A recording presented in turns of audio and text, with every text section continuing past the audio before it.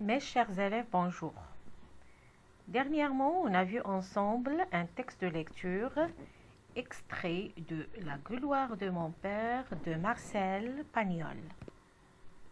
La gloire de mon père est un récit autobiographique dans lequel l'écrivain Marcel Pagnol raconte ses souvenirs d'enfance.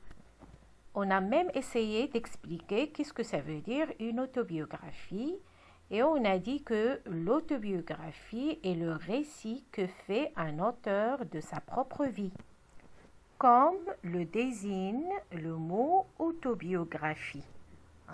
Donc auto, ça veut dire soi-même, parce qu'on peut l'appeler aussi un récit de vie ou bien le récit de soi-même. Donc auto, ça veut dire soi-même. Bio, c'est la vie. Et graphie, c'est deux graphèmes qui veut dire écrire. Donc, l'auteur écrit sa propre vie. On a même dit que le récit autobiographique, c'est le seul cas littéraire, parce que l'autobiographie, c'est un genre littéraire. On a déjà dit cela. Donc, c'est le seul cas littéraire où l'auteur est équivaut au narrateur et lui-même aussi équivaut au personnage. Ça veut dire l'auteur, c'est lui-même le narrateur, c'est lui-même le personnage.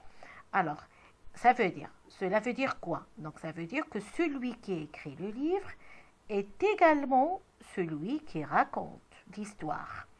Et c'est également l'un des personnages et le plus souvent, c'est le personnage principal.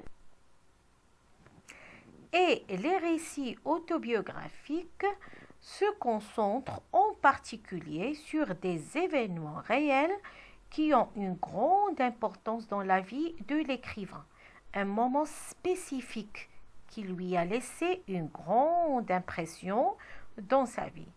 Et donc, dans ce genre de récit, la narration doit se faire à la première personne. Donc, les personnes utilisées sont je, moi, me ou bien non. Et puisqu'on raconte quelque chose du passé, donc les temps utilisés sont les temps du récit, les temps du passé. Alors, les temps du récit, comme vous savez tous, sont l'imparfait, le passé simple et le plus que parfait. Parce que toujours le narrateur raconte des souvenirs, enfance, adolescence ou bien une vie passée vécue. Mais parfois, le narrateur à l'âge adulte, ça veut dire au moment de l'écriture de l'histoire, il peut parfois faire un commentaire, il peut donner un jugement, il peut porter un jugement personnel sur l'événement qu'il raconte. Alors, à ce moment-là, il doit utiliser le présent qui a une valeur d'énonciation. Donc ici, on peut comprendre qu'il y a un décalage entre le moment de l'écriture et l'événement, le temps de l'événement raconté. Donc l'auteur se situe dans le présent de l'écriture. J'écris maintenant et je raconte maintenant. Par contre, le personnage se situe dans le passé. Je raconte maintenant quand j'étais enfant. Je raconte maintenant, au moment de l'écriture, quand j'étais un souvenir, quand j'étais enfant. Pour que ça soit plus clair, j'ai un exemple ici. Donc, le narrateur raconte un événement du passé, un souvenir. J'entrais à l'école un 1er septembre. Donc ici, l'utilisation du passé simple dans du récit. J'entrais à l'école un 1er septembre. Je revois encore mon petit panier. Alors, vous remarquez ici l'utilisation du présent de l'énonciation. Alors, ce présent-là renvoie Hein, à quel moment il renvoie au moment de l'écriture. Je revois maintenant. Ça veut dire quand je suis en train d'écrire. C'est le présent d'énonciation. Je renvoie encore mon petit panier que je portais. Hein. Donc, c'est le passé que je portais, que j'avais l'habitude de porter fièrement. Hein. Alors, quand vous remarquez, alors imparfait et passé simple pour parler, pardon, des événements déjà vécus et le présent qui renvoie au moment de l'écriture. Hein, au moment de l'écriture. Et je vous propose ici un exercice, de faire cet exercice-là pour bien s'entraîner sur l'écriture des récits autobiographiques. Alors, A. Réécrivez ce passage narratif en le transformant en récit autobiographique. Marc sera le narrateur. N'oubliez pas de rapporter des émotions. Alors je lis le texte. La nuit commençait à tomber et Marc n'avait toujours pas retrouvé le chemin de la maison. Frédéric, son petit frère, pleurait sans cesse. Ses sanglots empêchaient Marc de se concentrer, de trouver un point de repère. Tout à coup, il vit au loin deux petites lumières rouges. Elles ne bougeaient pas et il supposa qu'il s'agissait des feux arrière d'une voiture. Il saisit la main de son frère et se mit à courir en criant des mots incompréhensibles. Comme par miracle, les lumières bougèrent en leur direction. Il avait raison, ils étaient sauvés. Alors, quand vous remarquez ici, la narration est faite à la troisième personne. Donc, les deux personnages sont Marc et Frédéric. Donc, ce n'est pas une autobiographie. Alors, qu'est-ce que vous allez faire, vous?